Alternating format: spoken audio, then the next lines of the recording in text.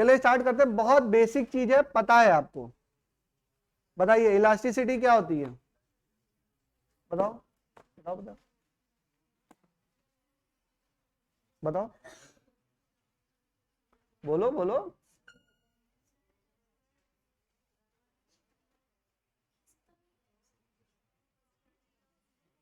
हिंदी में बता दो, समझा दो, डेफिनेशन नहीं बोलने की जरूरत है।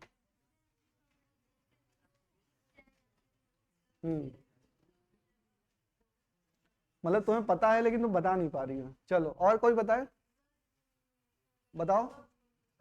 हाँ बोलो। हम्म हम्म हम्म, ठीक है, अच्छा है। मतलब हम किसी बॉडी को अगर डिफॉर्म करने की कोशिश करते हैं, किसी बॉडी को डिफॉर्म करने की कोशिश करते हैं, और अगर वो बॉडी अपने ओरिजिनल शेप को रीगेन कर लेती है, अगर अपने ओरिजिनल शेप को रीगेन कर लेती है, तो जो प्रॉपर्टी, जिस प्रॉपर्टी की वजह से वो शेप रीगेन होता है, उसको क्या बोलते हैं, इलास्टिसिटी।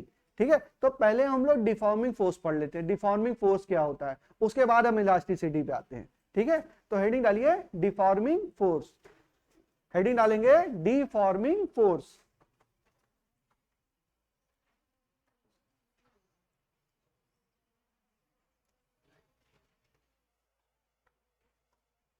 लिखिए इसमें, a force that change, a force that changes, a force that changes और tend to change, a force that changes और टेंड, टेंड्स मतलब चेंज करना चाहता है, ठीक है, और टेंड्स टू चेंज, और tends to change the shape और साइज,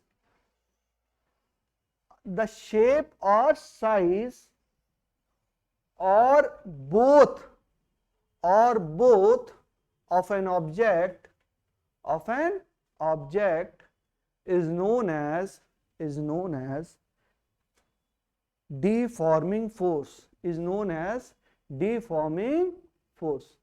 ऐसा फोर्स जो किसी वस्तु के आकार और शेप और साइज में, ठीक है, आकार प्रकार में क्या करे, चेंज लाने की कोशिश करे, या तो शेप में या तो साइज में या तो दोनों में चेंज करने की कोशिश करे, तो वैसे फोर्स को हम क्या बोलेंगे, डिफॉर्मिंग फोर्स। नेक्स्ट हेडिंग डालिए इलास्टिसिटी, हेडिंग डालेंगे इलास्टिसिटी, नेक्स्ट हेडिंग डालेंगे इलास्टिसिटी। इसमें लिखिए the property of a body, the property of a body to regain its original configuration, the property of a body to regain its original configuration after removal of deforming force, after removal of deforming force up to its elastic limit, up to its elastic limit is the property of a body to regain its original configuration after removal of deforming force up to its elastic limit, up to its elastic limit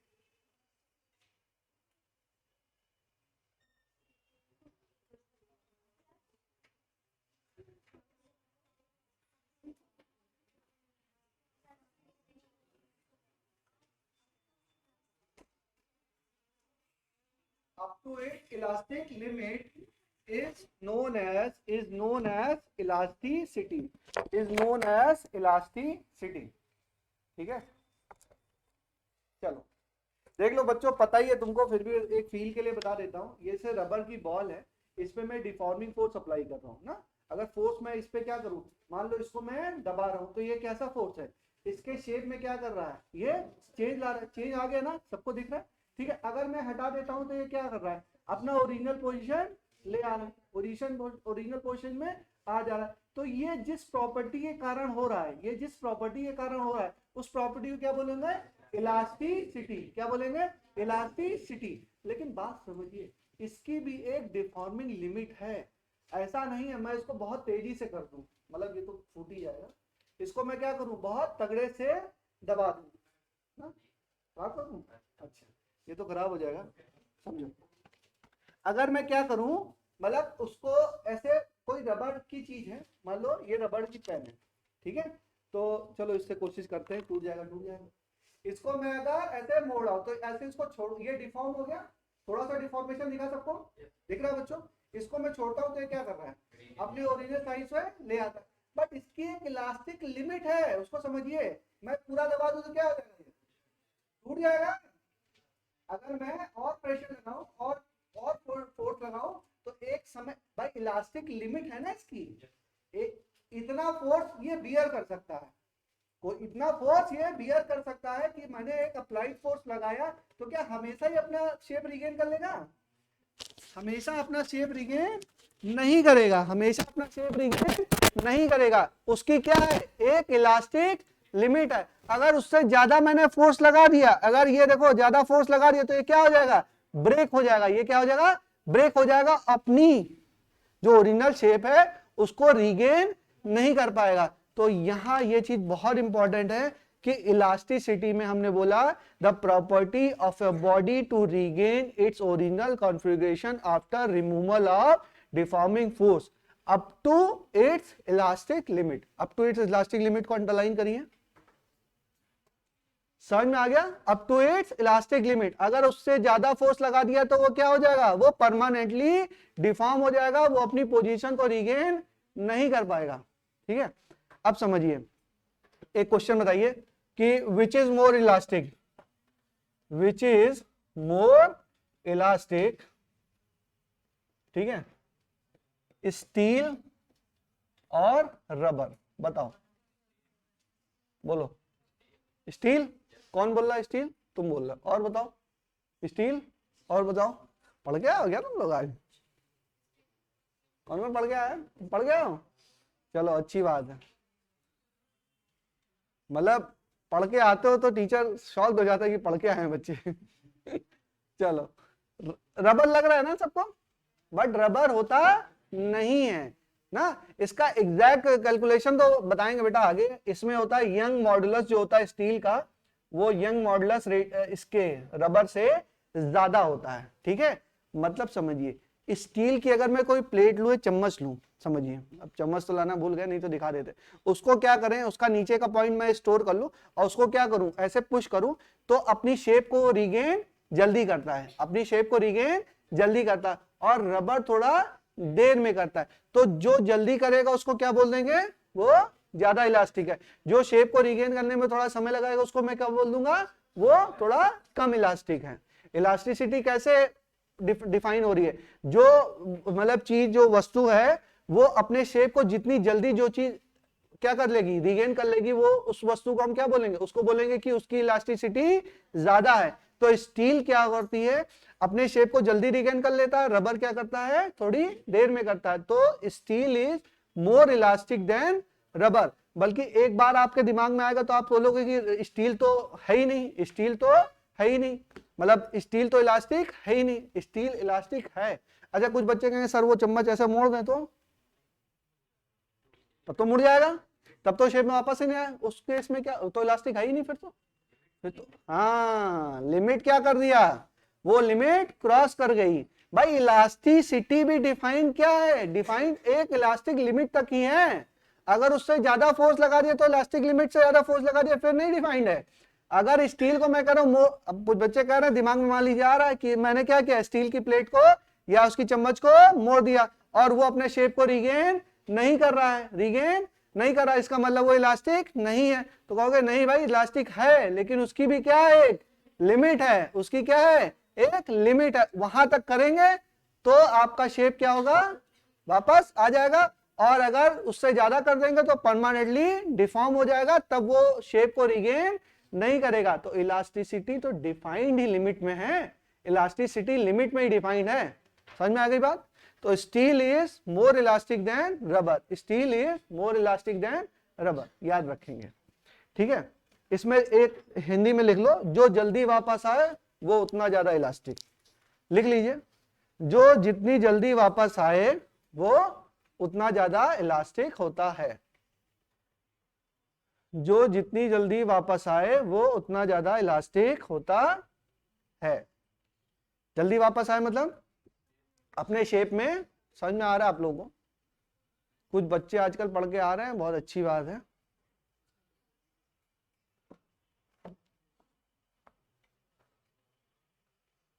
अच्छा लगता है बच्चे पढ़ के आते हैं तो। चलिए, थोड़ा पढ़ के आओगे ना क्लास भी इंटरेस्टिंग लगेगी, थोड़ा समझाएंगे तो थोड़ा और अच्छे से समझ में भी आएगा आप लोग को। चलिए नेक्स्ट हेडिंग डालेंगे, स्ट्रेस। लिखिए स्ट्रेस। कौन सा स्ट्रेस? जो आप लोग को नहीं होता है ना। हाँ, वही स्ट्रेस है जो टेस्ट से एक दिन पहले होता है, वो वाला स्ट्रेस नहीं है। कौन सा है ये? इंटरनल स्ट्रेस है। लिखो, the internal restoring force, the internal restoring force per unit cross sectional area, the internal restoring force, the internal restoring force per unit cross sectional area is called as stress, is called as stress. The internal restoring force per unit cross sectional area is called as stress. देखिए समझिए, मान लीजिए कि rod है और rod पे यहां पे क्या लगा रहा है? एफ एक्सटर्नल लग रहा है। एफ एक्सटर्नल क्या कर रहा है? इसको एक्सटेंड करने की कोशिश कर रहा है। तो एक्सटेंड करने की कोशिश कर रहा है तो हो जाएगा एक्सटेंड। तो ये क्या करेगा? इसके अंदर के मॉलिक्यूल्स क्या करेंगे? इसके मॉलिक्यूल इसको, ये इंटरमॉलिक्यूलर फोर्स लगेगा, एक तरीके से रीस्टोरिंग फोर्स लगेगा। भाई ये तो चाहता है कि ये डिफॉर्म हो जाए और ये चाहता है ये डिफॉर्म ना हो, तो एक रीस्टोरिंग फोर्स लग रहा होता है। क्या लग रहा होता है? रीस्टोरिंग फोर्स लग रहा होता है। जो रीस्टोरिंग फोर्स लग रहा होता है तो स्ट्रेस क्या होता है? स्ट्रेस बराबर होता है एफ आर अपॉन ए। इसका क्रॉस सेक्शनल एरिया कितना है? ए। क्रॉस सेक्शनल एरिया कितना है? ए। तो मैं बोलूंगा कि restoring force per unit area क्या होता है? स्ट्रेस होता है। Restoring force per unit area क्या होता है? स्ट्रेस होता है। अच्छा, ये मूव तो कर नहीं रहा है, तो यहाँ पे एक्सेलरेशन क्या है? 0 है। तो मैं ये बोल सकता हूं कि F external minus F R बराबर 0। तो एफ एक्सटर्नल किसके बराबर है? एफ एक्सटर्नल एफ आर के बराबर है। तो स्ट्रेस बराबर मैं ऐसे भी लिख सकता हूं, स्ट्रेस बराबर क्या? एफ आर अपॉन ए या F external upon A. Original definition ये है कि internal restoring force per unit area is known as stress. But भाई एक्सटेंशन तो हो नहीं रहा, मतलब ए एक्सटेंशन तो होगा लेकिन उसमें एक्सेलरेशन तो है नहीं, बॉडी कहीं जा तो रही नहीं है। तो ए क्या हो जाएगा? 0 हो जाएगा। ए क्या हो जाएगा? 0 हो जाएगा। तो ए 0 है तो एफ एक्सटर्नल बराबर क्या होगा? एफ आर के बराबर होगा। तो यहां पे हम कह सकते हैं स्ट्रेस बराबर एफ एक्सटर्नल पर यूनिट एरिया, एफ एक्सटर्नल पर यूनिट एरिया। चलिए, इसको रिप्रेजेंट करते हैं सिग्मा से। किससे रिप्रेजेंट करते हैं? सिग्मा। ठीक है, यूनिट बताइए, यूनिट क्या है? Unit is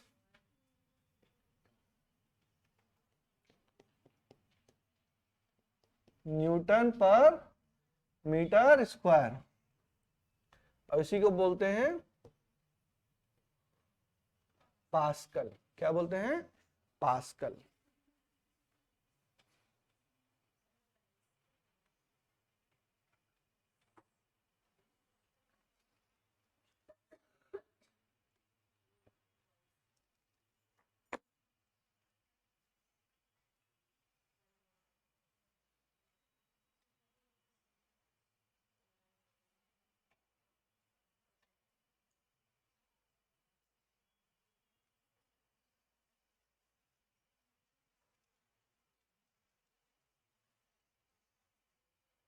Newton per metre square क्या हो गया? पास्कल। इसके पीछे भी कहानी है, बोलो तो बता दें। अब बहुत सारी जगह कहीं ना कहीं बहुत सारे टीचर बताते भी रहते हैं। न्यूटन पर मीटर स्क्वायर याद हो जाएगा, क्या है ये? पास्कल। न्यूटन से तो सब लोग परिचित होंगे। तो ऐसा क्या किया ना, पास्कल साहब थे, उन्होंने न्यूटन को क्या किया, एक 1/1 के बॉक्स में पैक कर दिया, 1/1 के बॉक्स में पैक कर दिया। तो क्या हो जाएगा, न्यूटन पर मीटर स्क्वायर खड़ा कर दिया, तो उसको ये क्या हो गया, ये हो गया पास्कल। याद कर लो कैसे भी, न्यूटन पर मीटर स्क्वायर क्या है, पास्कल। किसकी यूनिट है ये है स्ट्रेस की यूनिट है। तो न्यूटन साहब को क्या हो गया, थोड़ा सा स्ट्रेस हो गया, जब क्या है वो बॉक्स के अंदर बैठे हुए हैं। न्यूटन पर मीटर स्क्वायर तो क्या किसके बराबर है, पास्कल के बराबर है। ठीक है, तीन थे, एक न्यूटन, पास्कल और डाइन ना। डाइन, एक न्यूटन बराबर 10⁵ डाइन। हाँ पता है आप लोगों को। तो पास्कल क्या है, न्यूटन बक्से में, न्यूटन पर मीटर स्क्वायर। याद करने का बता रहे बेटा, कहीं ना कहीं से लिंक करके रखोगे तो जो भूलोगे तो याद आ जाएगा। जब भूलोगे तो ये कहानी मेरी याद आएगी कि न्यूटन को कहां बिठा दिया, कितने बड़े बक्से में, 1/1 के बक्से में। तो न्यूटन पर मीटर स्क्वायर क्या हो गया, पास्कल। याद हो गया, ठीक है। कंफ्यूजिंग वर्ड्स होते हैं तो याद होने चाहिए। चलिए अब देखो, स्ट्रेस कितने तरह के होते हैं, तीन तरह के होते हैं, एक लॉन्गिट्यूडनल, एक टेंजेंशियल, एक वॉल्यूम वाला। ठीक है, उसके बाद हम स्ट्रेन पढ़ेंगे। क्या पढ़ेंगे, एक लॉन्गिट्यूडनल, एक शेयरिंग और एक वॉल्यूम। ठीक है, तीनों अलग अलग पढ़ेंगे। अभी लिखिए कि stress is of 3 types. Stress is of 3 types. पहला लिखिए लॉन्गिट्यूडनल। अब पूछेंगे तो याद रहेगा ना, याद रहेगा, पक्की बात है। चलो, लॉन्गिट्यूडनल स्ट्रेस इसमें है, इसका मतलब क्या, लॉन्गिट्यूडनल मतलब along a line, along a line. इसमें लिखिए टेंसाइल, टेंसाइल स्ट्रेस, सब एक ही चीज है, बस हल्का सा समझ लीजिए। क्या गिरा दिया भाई पंकज, क्या गिराया पंकज, हाँ टिफिन बॉक्स, भूख लगने लगी क्या? अच्छा चलिए, ये क्या है, टेंसाइल स्ट्रेस। टेंसाइल स्ट्रेस का मतलब यही है कि मान लीजिए ये एंड किसी डॉट का फिक्स कर दिया मैंने, ठीक है ना, और ये क्या किया, इसको यहां पर हम क्या लगा रहे हैं, एफ एक्सटर्नल लगा रहे हैं। तो अंदर क्या होगा, रिस्टोरिंग फोर्स लग रहा होगा, रिस्टोरिंग फोर्स। और इसका टोटल एरिया कितना है, इसका क्रॉस सेक्शनल एरिया है ए। तो मैंने बोला टेंसाइल स्ट्रेस बराबर क्या हो जाएगा, एफ आर अपॉन ए। और एफ आर किसके बराबर होगा, एफ एक्सटर्नल के बराबर होगा, एफ एक्सटर्नल अपॉन ए। ये क्या है, ये आपका टेंसाइल स्ट्रेस। ये क्या है, टेंसाइल स्ट्रेस। और ये क्या कर रहा है, ये इसको खींचने की कोशिश कर रहा है, ये इसको क्या कर रहा है, एक्सटेंड करने की कोशिश कर रहा है। टेंसाइल है ना, इसको क्या कर रहा है, एक्सटेंड करने की कोशिश कर रहा है। दूसरा लिखेंगे, सेकेंड वाला लिखेंगे, इसको लिखेंगे कंप्रेसिव, कंप्रेसिव स्ट्रेस। क्या, कंप्रेसिव, कंप्रेसिव स्ट्रेस। ठीक है, अब ये क्या करेगा, ये मान लीजिए यहां पे लगा, और ये क्या कर रहा है, इसको एफ एक्सटर्नल, ठीक है, और ये एंड फिक्स है। ये क्या करेगा, इसको दबाने की कोशिश करेगा। जब ये दबाने की कोशिश करेगा तो एफ आर किधर लगेगा, ये इसको भाई शेप में चेंज नहीं होने देना चाह रहा है, बट मूवमेंट तो हो नहीं रहा, तो ए बराबर 0 है। तो यहां पर भी क्या हो जाएगा, कंप्रेसिव स्ट्रेस क्या हो जाएगी, एफ आर अपॉन ए। ये किसके बराबर, एफ एक्सटर्नल अपॉन ए। फॉर्मूला वही है, बस समझना है। समझना भी क्या समझ में आ रहा है आपको। अगर लॉन्गिट्यूडनल स्ट्रेस हो गया तो क्या हो गया, अलोंग अ लाइन, उसमें खींच रहे हैं तो उसको टेंसाइल बोल दे, कंप्रेस कर रहे हैं तो कंप्रेसिव बोल दें, खत्म हो गई बात। स्ट्रेस क्या है, force upon area, force upon area, Newton per metre square. और न्यूटन को मीटर में बंद किया तो क्या हो गया, पास्कल। ठीक है, पास्कल कौन सी यूनिट है, सीजीएस की एसआई, एसआई यूनिट है, कंफ्यूज नहीं होंगे ना। न्यूटन को ही बंद किया है, डाइन को नहीं। जब डाइन को बंद करेंगे तो उसको हमको नहीं पता, डाइन को कोई बंद कर पाया क्या? डाइन को बंद करना बहुत मुश्किल है ना। चलो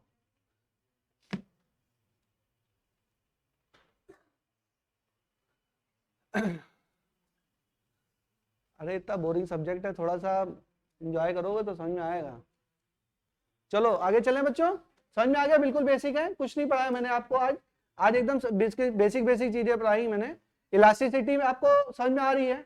डिफॉर्म किया अगर शेप में वापस आ जा रहा है तो जो वो प्रॉपर्टी है वो इलास्टिसिटी कहलाती है। उसके हम स्ट्रेस पे आ गए, स्ट्रेस हमने पढ़ा दिया। स्ट्रेस में एक ये हो गया, दूसरा लिखिए शेयरिंग स्ट्रेस।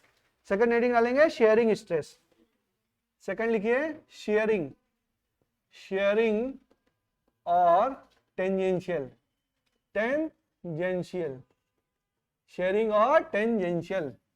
ठीक है, तो इसमें होता ये है,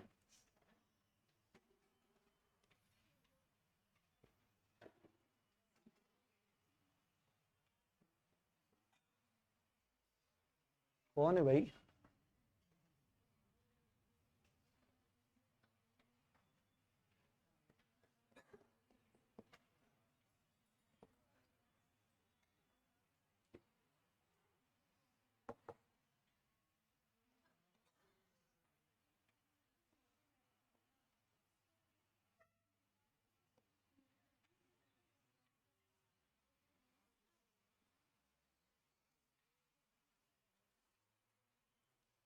देखिए कोई ब्लॉक है, हमने क्या लगाया, इस पे टेंजेंट पे फोर्स लगाया, यहां पे फोर्स लगाया, ये क्या है एफ एक्सटर्नल, ये क्या है एफ एक्सटर्नल, और यहां से पाइवट है ये। मान लीजिए यहां पर ये फिक्स है, इस जगह पर ये क्या है फिक्स है, इस जगह पर फिक्स है, ठीक है, और मैंने फोर्स इसको लगाया तो ये क्या हो जाएगा, इसका केवल ये वाला पार्ट इधर जाएगा और बाकी ये पार्ट क्या है, पाइवट मतलब क्या है, कील से ठुका हुआ है, मान लीजिए जाम है ये वाला पॉइंट, और ये अगर यहां पर है तो ये क्या हो जाएगा, ऐसे मूव करेगा, तो ये क्या हो जाएगा एक्स, और ये क्या है, ये है आपका एल, ये क्या है एल। तो इसमें हम बोलेंगे कि जो आपका स्ट्रेस होगा कौन सा, sharing stress, sharing stress, sharing stress, ये किसके बराबर होगा, एफ एक्सटर्नल अपॉन ए, एफ एक्सटर्नल अपॉन ए क्या, इसका एरिया जिस पॉइंट पर हम लगा रहे हैं। अच्छा ठीक है, उसके बाद ये एंगल आता है, ये देखो एंगल है, तो यहाँ पे tan थीटा बराबर क्या हो जाएगा, tan थीटा बराबर x by L, tan theta बराबर x by L, this is also important, tan theta बराबर x बाई एल।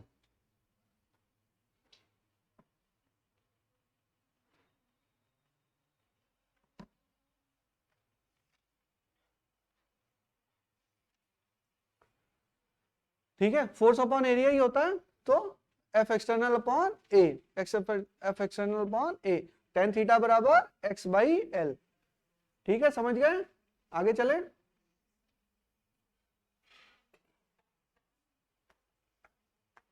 बताइए। नेक्स्ट लिखिए वॉल्यूमेट्रिक स्ट्रेस, नेक्स्ट लिखेंगे, मिटा दूं इसको, लिखिए वॉल्यूमेट्रिक स्ट्रेस,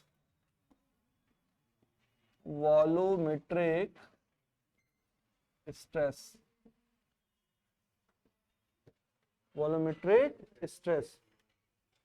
ठीक है, तो मान लीजिए जैसे कोई बॉडी है, ठीक है, उस पे आप क्या लगा रहे हैं, हर तरफ से फोर्स लगा रहे हैं,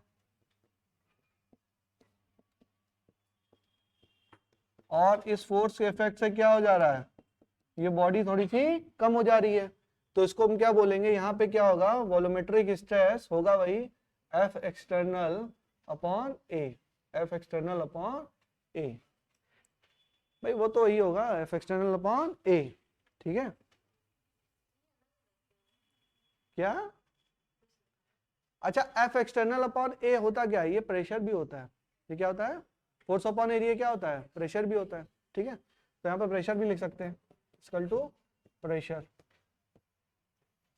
अरे वही कहानी है कि अलग अलग तरीके से बताना है, तो मैंने आपको बता दिया, तीन तरह का बता दिया, क्या बता दिया, हाँ लॉन्गिट्यूडनल बता दिया, टेंजेंशियल बता दिया, लॉन्गिट्यूडनल में दो पढ़ा है, एक टेंसाइल है, कंप्रेसिव, केवल समझाना उसमें कुछ नहीं है बेटा, बस वो चीजें होती हैं। सेकंड में क्या पढ़ाया मैंने, शेयरिंग स्ट्रेस या टेंजेंशियल, उससे में आखिरी में क्या पढ़ाया, वॉल्यूमेट्रिक, वॉल्यूम इसको दबा दिया और फोर्स लगा दिया तो हमारा क्या होगा, वॉल्यूम कुछ कम हो जाएगा, तो उसमें जो external force F external upon A आएगा वो हम क्या बोल देंगे, वॉल्यूमेट्रिक स्ट्रेस। चलिए बहुत छोटा सा सवाल करते हैं, एक दो सवाल छोटे छोटे भी करा दे तुमको, लिखो the ratio of radii of two wire of same material, the ratio of radii of wire of two material, the ratio of radii of two wire of same material is 2:1, is 2:1, 2:1. If they are stretched by the same force, if they are stretched by the same force, then the ratio of stress will be, then the ratio of stress will be, stretched by the same force, stretched by the same force, then ratio of stress will be, then ratio of stress will be. बताइए answer कितना? Fourth option बताओ.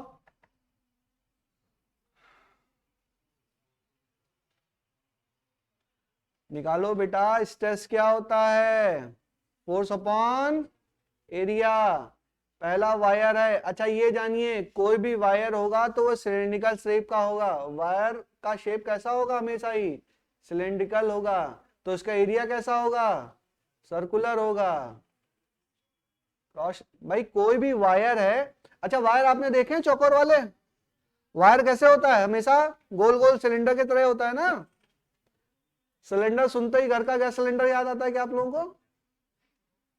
अरे cylinder shape कैसा होता है पता है ना? ये शेप, इस शेप को क्या बोलते हैं? सिलेंडर बोलते हैं हमेशा. तो कोई भी वायर है वो कैसा होगा? हमेशा ही सिलेंडर शेप में होगा. तो इसका क्रॉस सेक्शन कैसा होगा बेटा?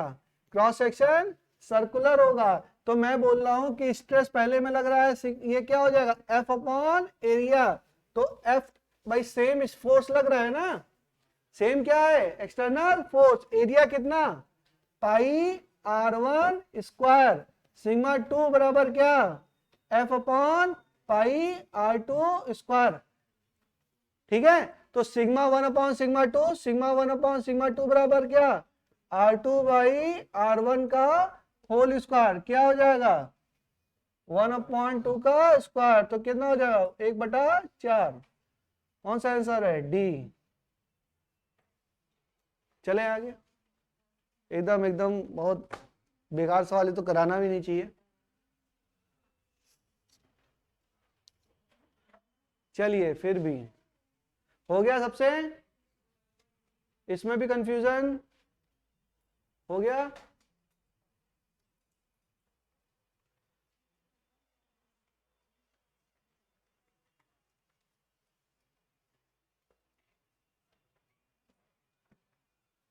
बैकग्राउंड लगने से कोई दिक्कत तो नहीं हो रही? देखने में अच्छा ही लग रहा होगा ना. दिखने में कोई विजिबिलिटी में तो फर्क नहीं है ना. अभी टेम्परेरी लगा है, वो आ ही नहीं रहा. ऊपर से लगवाना है, जब आएगा तो लगवाएंगे. चलो एक क्वेश्चन और करते हैं. The breaking stress of a metal wire, the breaking stress of a metal wire, the breaking stress of a metal wire is 2.4 upon pi into 10 की power 9 newton metre minus 2.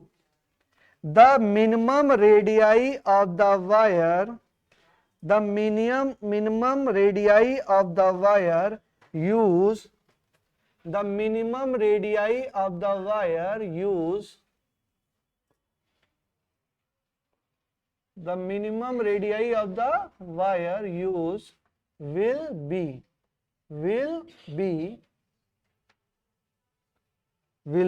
so that it does not break, so that it does not break. The breaking stress of the metal wire is 2.4 upon pi into 10 की power 9 लिखा हुआ है newton per metre square. The minimum radii of the wire used if it is not breaking, if it is not breaking will be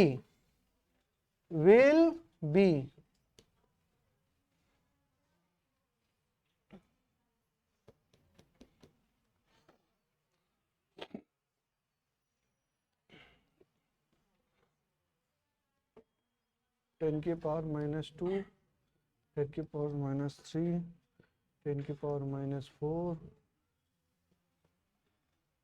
5.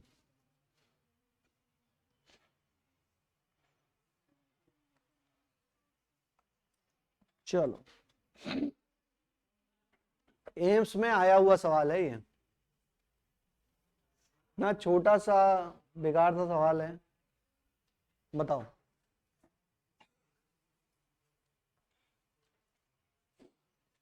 बताइए।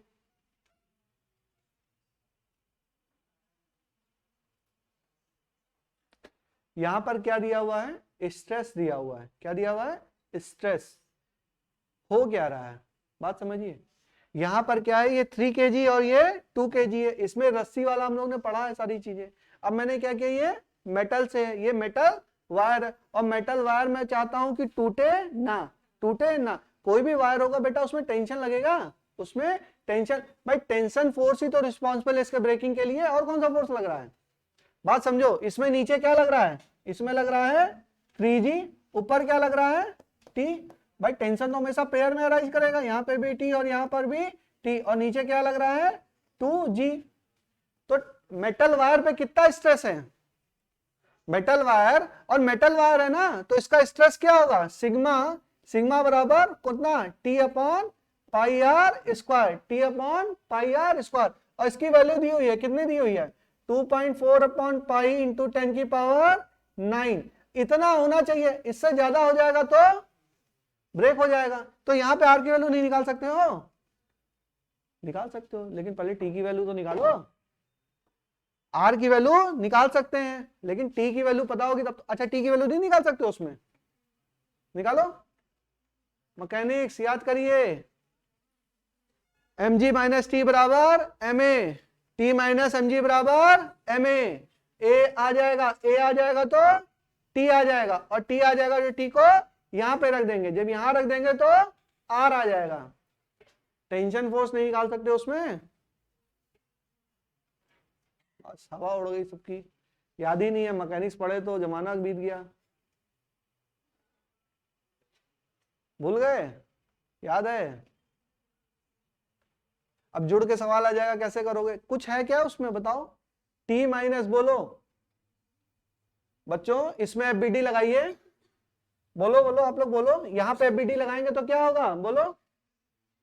3G minus T बराबर 3A। ये क्या लगाया हमने?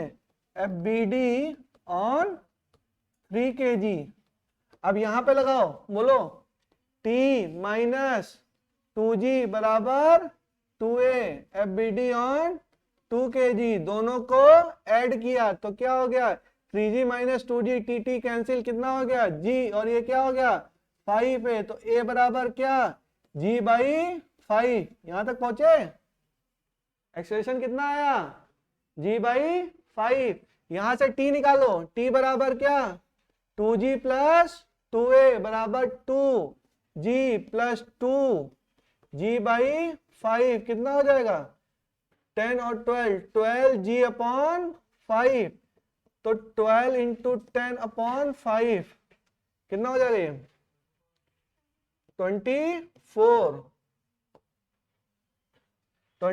अब यहां रख दो, T upon pi r square बराबर 2.4 अपॉन पाई इंटू 10 की पावर 9। क्या आया? 24 अपॉन पाई आर स्क्वायर बराबर 2.4 अपॉन पाई इंटू 10 की पावर 9। तो देखो, पाई से पाई गया, और ये हटाया तो यहां पर क्या लगाया? यहां पर 10 हुआ, तो ये 24 से 24 गया, आर स्क्वायर इधर गया, तो आर स्क्वायर बराबर 10 की पावर माइनस 8। तो आर बराबर क्या? आर बराबर 10 की पावर माइनस 4, सी ऑप्शन। बताइए, पहुंचे? कोई ऐसा कोई टफ सवाल है? बहुत इजी सवाल है, हल्का सा मैकेनिक्स का भी यूज था, मैकेनिक्स और फ्लूइड का कॉम्बिनेशन था यहाँ पे। अच्छा, कॉम्बिनेशन के सवाल बहुत पसंद होते हैं कंपटीशन वालों को, जहाँ पे सब यूज होता है। मैकेनिक्स अभी इलेक्ट्रोस्टैटिक पढ़ाऊंगा ना, उसमें मैकेनिक्स यूज होगी, लेकिन ये है बहुत हल्की फुल्की मैकेनिक्स यूज होगी। मैकेनिक्स जो टफ सवाल है उसमें पूरी अच्छे से मैकेनिक्स यूज होती है, लेकिन जो कंबाइंड सवाल होते हैं उसमें मैकेनिक्स बहुत हल्की सी यूज होती है। ये कोई बहुत टफ तो नहीं पढ़ाया मैंने ना। अभी यहाँ पे फ्रिक्शन विक्शन वाली पुली कर देते, पुली को भी मूव करा देते, तब दिक्कत पड़ती थोड़ी सी, लेकिन वो सब नहीं, हल्का फुल्का है, कर लेंगे आप लोग। चलिए हो गया। नेक्स्ट लिखिए स्ट्रेन। अच्छा स्ट्रेन अब कल लिखाते हैं, ठीक है।